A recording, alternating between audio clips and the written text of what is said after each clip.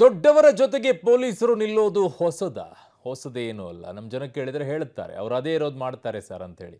ಈಗಲೂ ಕೂಡ ಬೆಂಗಳೂರಿನಲ್ಲಿ ರೇವ್ ಪಾರ್ಟಿ ನಡೆದಿತ್ತಲ್ಲ, ಈ ವಿಚಾರದಲ್ಲೂ ಕೂಡ ಅಂಥದ್ದೇ ಆರೋಪವನ್ನ ಪೊಲೀಸರು ಈಗ ಎದುರಿಸ್ತಾ ಇದ್ದಾರೆ. ಏನು 101 ಪಾರ್ಟಿಯಲ್ಲಿದ್ದಂಥವರು ದೊಡ್ಡವರ ರಕ್ಷಣೆಗೆ ನಿಂತಿದ್ದಾರಾ ಪೊಲೀಸರು ಅಂತ. ಕೇವಲ 5 ಮಂದಿ ವಿರುದ್ಧವಷ್ಟೇ ಕೇಸ್ ಹಾಕಿ ಕೈ ತೊಳೆದುಕೊಂಡ್ರು ಪೊಲೀಸರು ಅಂತ ಈಗ ಅವ್ರ ಮೇಲೆ ಆರೋಪ. ತೆಲುಗಿನ ನಟಿ, ಕಿರುತೆರೆಯ ನಟಿಯರಿದ್ದರು. ಎಫ್ಐಆರ್ನಲ್ಲಿ ಯಾರೊಬ್ಬರ ಹೆಸರು ಕೂಡ ಈಗ ಇಲ್ಲ. 3 ಡ್ರಗ್ಸ್ ಪೆಡ್ಲರ್ಸ್, 2 ಆಯೋಜಕರ ವಿರುದ್ಧವಷ್ಟೇ ಕೇಸನ್ನು ಹಾಕಿದ್ದಾರೆ. ಸ್ಥಳದಲ್ಲಿ ಮಾದಕ ವಸ್ತು ಸಿಕ್ಕರೂ ಕೂಡ ಯಾರೊಬ್ಬರ ಮೇಲೂ ಕೂಡ ಕೇಸನ್ನ ದಾಖಲು ಮಾಡಿಲ್ಲ. ಯಾಕೆ ಹೀಗೆ? ನಿನ್ನೆನೂ ಕೂಡ ಈ ವಿಚಾರ ಬಂದಾಗ ಹೇಳ್ತಾ ಇದ್ದಿದ್ದು, ಹಲವು ಕಡೆಗಳಲ್ಲಿ ಪೊಲೀಸರ ಬೆಂಗಾವಲಿನಲ್ಲಿನೇ ಇಂತಹ ಪಾರ್ಟಿಗಳು ನಡೆಯುತ್ತೆ ಅನ್ನುವಂಥ ಆರೋಪವನ್ನು ಪೊಲೀಸರು ಅನುಭವಿಸ್ತಾರೆ. ಬೆಂಗಳೂರಿನ ಸುತ್ತಮುತ್ತ ನಗರ ಪ್ರದೇಶಗಳಲ್ಲಿ ಪೊಲೀಸರಿಗೆ ಗೊತ್ತಿರುತ್ತೆ ಎಲ್ಲ, ಆದರೆ ಅವ್ರಿಗೆ ಏನೇನು ಮುಟ್ಟಬೇಕು ಅದೆಲ್ಲ ಮುಟ್ಟುತ್ತೆ. ಅದಾದ ನಂತರ ಅವರೇ ಅದಕ್ಕೆ ರಕ್ಷಣೆಯನ್ನು ಕೊಟ್ಟು ನೋಡ್ಕೊಳ್ಳೋ ರೀತಿಯಲ್ಲಿ ಇರ್ತಾರೆ. ಎಲ್ಲೋ ಅಪರೂಪಕ್ಕೆ ಇಂಥದ್ದೊಂದು ರೇಡ್ ಮಾಡುವಂಥದ್ದು, ಅಲ್ಲೇನಾದರೂ ಬಂದಿರುತ್ತೋ ಬಂದಿಲ್ವೋ ಅನ್ನುವಂಥದ್ದು ಮಾತನಾಡ್ತಾರೆ ತುಂಬ ಜನ. ಸೊ ಹೀಗಿರಬೇಕಾದ್ರೆ ಈ ಕಳಂಕದಿಂದ ಪೊಲೀಸರು ಮುಕ್ತಿಯನ್ನು ಹೊಂದುವಂಥದ್ದು ಯಾವಾಗ? 100ಕ್ಕೂ ಹೆಚ್ಚು ಜನ ಇದ್ರು ಅಂತೇಳಿ ನಿನ್ನೆ ಅಧಿಕೃತವಾಗಿಯೇ ಹೇಳಿಕೆಯನ್ನು ಕೊಡ್ತಾರೆ. ಆದರೆ 5 ಮಂದಿ ವಿರುದ್ಧವಷ್ಟೇ ಕೇಸನ್ನು ಹಾಕಿ ಕೈ ತೊಳೆದುಕೊಳ್ತಾರೆ ಪೊಲೀಸರು. ಯಾಕೆ ಹೀಗೆ? ನಿನ್ನೆ 101 ಮಂದಿಯ ರೇವ್ ಪಾರ್ಟಿ, 100ಕ್ಕೂ ಹೆಚ್ಚು ಮಂದಿ ಇದ್ರು ಅಂತ ಹೇಳ್ತಾರೆ. ಹೆಚ್ಚುವರಿ ಆಯುಕ್ತರು ಹೇಳ್ತಾರೆ ನಿನ್ನೆ ವಿಚಾರದಲ್ಲಿ 31 ಮಂದಿ ಹುಡುಗಿಯರಿದ್ರು, 70 ಹುಡುಗರಿದ್ರು. ಹಾಕಿರೋದು ಕೇಸು ಕೇವಲ 5 ಮಂದಿ ಅಷ್ಟೇ.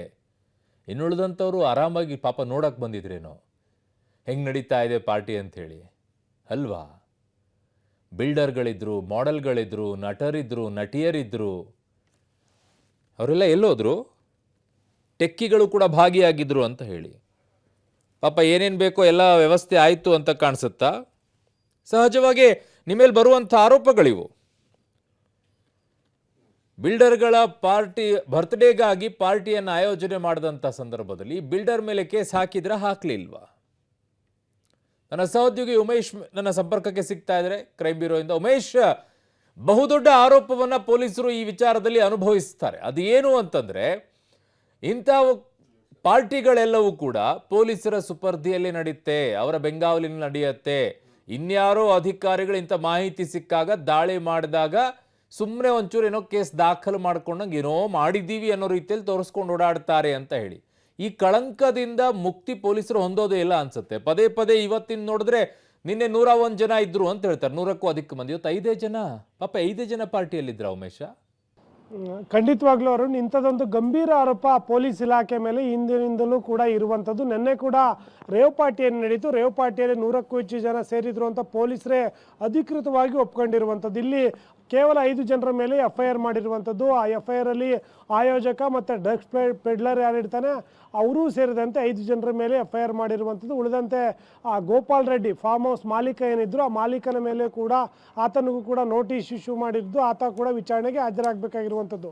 ಇನ್ನು ಆ ಡ್ರಗ್ಸ್ ಪಾರ್ಟಿಯಲ್ಲಿ ಯಾರೆಲ್ಲ ಏನು ಭಾಗವಹಿಸಿದ್ರು ಅವ್ರದ್ದು ರಕ್ತದ ಮಾದರಿ ಈಗಾಗಲೇ ಕಲೆಕ್ಟ್ ಮಾಡ್ಕೊಂಡಿದ್ದೀವಿ. ರಕ್ತದ ಮಾದರಿಯಲ್ಲಿ ಇವರು ಎಷ್ಟು ಪ್ರಮಾಣದ ಡ್ರಗ್ಸ್ ತಗೊಂಡಿದ್ದಾರೆ ಅನ್ನೋದು ಆಧಾರದ ಮೇಲೆ ಅವ್ರ ಮೇಲೆ ಕೇಸ್ ದಾಖಲಾಗುತ್ತೆ ಅಂತ ಪೊಲೀಸರು ಹೇಳಿರುವಂಥದ್ದು. ಅದೇ ಕಾನೂನು ಪ್ರಕಾರ ನೋಡೋದಾದರೆ ಈ ಕನ್ಸ್ಯೂಮರ್ಸ್ ಅಂತ ಯಾರಿರ್ತಾರೆ ಅವ್ರ ಮೇಲೆ ಅಂಥ ಕಠಿಣ ಕ್ರಮ ತೆಗೆದುಕೊಳ್ಳುವ ಆ ಕಾನೂನುಗಳಿಲ್ಲ. ಯಾಕೆಂತಂದರೆ ಅವ್ರನ್ನ ಈಗ ಎಷ್ಟು ಪ್ರಮಾಣದಲ್ಲಿ ತಗೊಂಡಿದ್ದಾರೆ ಅನ್ನೋದು ರಕ್ತದ ಮಾದರಿ ಬಂದರೂ ಸಮೇತ 20,000 ತನಕ ದಂಡ ಹಾಕ್ಬೋದು, ಅಥವಾ ಅವ್ರನ್ನ ಸಾಕ್ಷಿ ಮಾಡಿಕೊಂಡು ಬಿಟ್ಟು ಕಳಿಸ್ಬೋದು. ಅವ್ರನ್ನ ಬಂಧನ ಮಾಡುವಂಥ ಯಾವುದೇ ಕಾನೂನು ಇಲ್ಲ ಅನ್ನೋದು ಪೊಲೀಸರ ವಾದ. ಹಾಗಾಗಿ ಈ 100 ಜನ ಏನಿದ್ದಾರೆ ಅವರೆಲ್ಲರೂ ಕೂಡ ರಕ್ತದ ಮಾದರಿ ಬಂದ ನಂತರದಲ್ಲೇ ಅವರ ಎಷ್ಟು ಪ್ರಮಾಣದಲ್ಲಿ ತಗೊಂಡಿದ್ದಾರೆ, ಯಾವ ಡ್ರಗ್ಸ್ ತಗೊಂಡಿದ್ದಾರೆ ಅನ್ನೋದ್ರ ಬಗ್ಗೆ ಗೊತ್ತಾಗಬೇಕಾಗಿದೆ.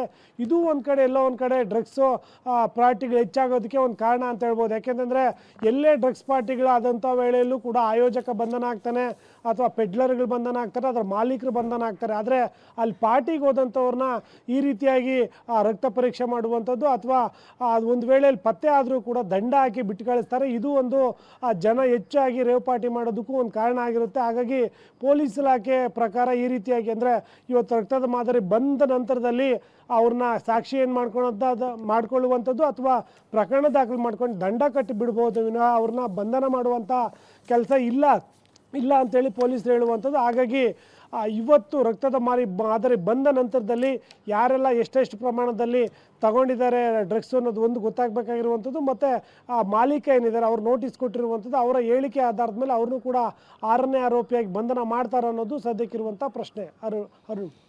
ಓಕೆ ಲೋಕೇಶ್, ನಿಮ್ಮೆಲ್ಲ ಮಾಹಿತಿಗೆ ಧನ್ಯವಾದಗಳು. ಸೊ ಈ ರೀತಿಯಾಗಿ ಮಾಡ್ತಾ ಹೋದಾಗ ಹೀಗೆ ಆಗುತ್ತೆ. ಇನ್ನೊಂದು ಬಹುದೊಡ್ಡದಾಗಿ ಬರ್ತಾ ಇರುವಂಥದ್ದು ಲಿಕ್ವಿಡ್ ನೈಟ್ರೋಜನನ್ನು ಕೂಡ ಆಹಾರದಲ್ಲಿ ಬಳಕೆ ಮಾಡ್ಕೊಳ್ತಾರೆ ಡ್ರಗ್ಸ್ ರೂಪದಲ್ಲಿ ಅನ್ನುವಂಥದ್ದನ್ನು. ಗೊತ್ತಿಲ್ಲ ಅದೆಷ್ಟು ಸರಿ ಇದೆ ಏನು ಅಂತ ಹೇಳಿ. ಸೊ ಈ ನಿಟ್ಟಿನಲ್ಲಿ ಹೀಗೆ ಮಾಡ್ತಾ ಹೋದಾಗ ನೀವು ಬರೀ ಚೆಕ್ಕಿಂಗನ್ನು ಅಲ್ಲಿ ಟ್ಯಾಬ್ಲೆಟ್ ಸಿಕ್ತು ಈ ಥರ ಡ್ರಗ್ಸ್ ಸಿಕ್ತು ಅನ್ನುವಂಥದ್ದಲ್ಲ, ಬೇರೆ ರೀತಿಯಲ್ಲೂ ಕೂಡ ಈಗ ಮಾದಕ ವಸ್ತುಗಳನ್ನು ವ್ಯಸನವನ್ನು ಮಾಡ್ಕೊಳ್ಳೋಕ್ಕೆ ಬೇರೆ ರೀತಿಯಾದಂಥ ದಾರಿಗಳನ್ನು ಹುಡುಕ್ತಾ ಇದ್ದಾರೆ. ನನ್ನ ಸಹೋದ್ಯೋಗಿ ಈಗ ಅಂಬರೀಷ್ ನನ್ನ ಸಂಪರ್ಕಕ್ಕೆ ಸಿಗ್ತಾ ಇದ್ದಾರೆ. ಅಂಬರೀಷ್, ಹಲವು ರೀತಿಯಾದಂಥ ಮಾದಕ ವಸ್ತುಗಳ ಬಳಕೆ ಆಗ್ತಾ ಇದೆ ಇಂಥ ಪಾರ್ಟಿಗಳಲ್ಲೆಲ್ಲ. ಕೇವಲ 5 ಜನರ ಮೇಲೆ ಹಾಕಿ ಬಿಟ್ಟುಬಿಟ್ರೆ ಏನೋ ಬಿಡು ಇನ್ನೆಲ್ಲೋ ಮಾಡ್ಕೊಂಡಾಗ ಒಂದು 4 ಜನನ ಅರೆಸ್ಟ್ ಮಾಡ್ತಾರೆ, ಇನ್ನುಳಿದಂಥವ್ರನ್ನ ಬಿಟ್ಟು ಕಳಿಸ್ತಾರೆ ಅನ್ನುವಂಥ ಮನಸ್ಥಿತಿಗೆ ಬಂದಾಗ್ಲೇ ಇಂಥ ಪಾರ್ಟಿಗಳು ಹೆಚ್ಚಾಗಕ್ಕೆ ಕಾರಣ ಆಗುತ್ತೆ ಅಲ್ವಾ?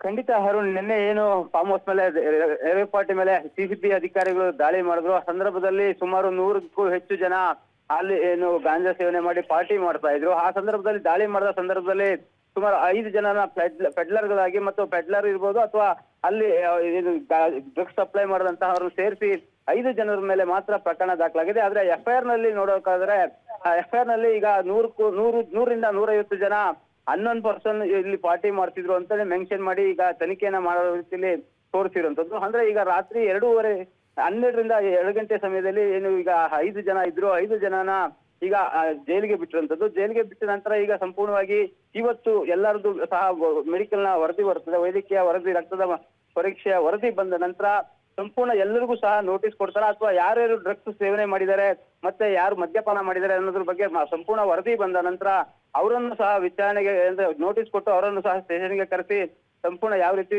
ಅಂದ್ರೆ ತನಿಖೆ ಮುಂದುವರಿತದೆ ಅಂತೇಳಿ ಈಗ ಪೊಲೀಸರು ಮುಂದುವರೆದಿರುವಂತದ್ದು. ಜೊತೆಗೆ ಈಗಾಗಲೇ ಸಂಪೂರ್ಣವಾಗಿ ಅಂದ್ರೆ ಒಂದ್ ಕಡೆಗೆ ಈಗಾಗಲೇ ಒಂದು ಜನ ಅಲ್ಲಿನ ಸ್ಥಳೀಯರು ಮಾತಾಡುವಂಥದ್ದು ಏನಂತಂದ್ರೆ ದೊಡ್ಡವ್ರ ಮೇಲೆ ಯಾವುದೇ ಕ್ರಮ ಆಗಿಲ್ಲ, ಯಾರೋ ಸಣ್ಣ ಪುಟ್ಟ ವ್ಯಕ್ತಿಗಳ ಮೇಲೆ ಕೇಸನ್ನ ಹಾಕಿ ಕಳಿಸಿದರೆ ಜೈಲಿಗೆ ಅನ್ನೋ ಮಾತು ಈಗ ಕೇಳಿ ಬರ್ತಾರಂಥದ್ದು.